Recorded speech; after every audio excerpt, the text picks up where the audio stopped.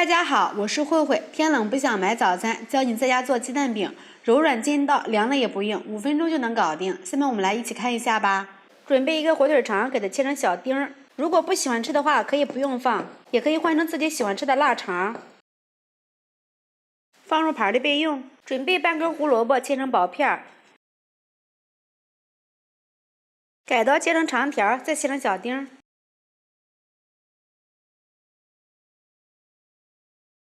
放入盘里备用。准备一把小葱，对半切开，给它切成葱花，也放入盘里面。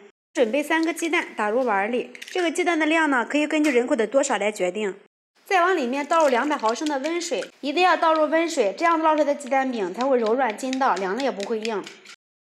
现在这个液体呢，大约是500毫升，然后再少量多次的倒入200毫升左右的面粉，面粉和液体的比例呢是1:2就可以。现在这个面呢有很多小疙瘩，我们用这个蛋抽来给它搅，很快就能给它搅拌均匀。把刚才切好的所有配料都倒入里面，放入2克食用盐，来一点胡椒粉，再次给它搅拌均匀。像这个样子就可以了。电饼铛提前预热，刷上一层薄油，舀入2勺面糊，快速的给它逛匀，撒上一点黑芝麻点缀，盖上盖子烙10秒钟。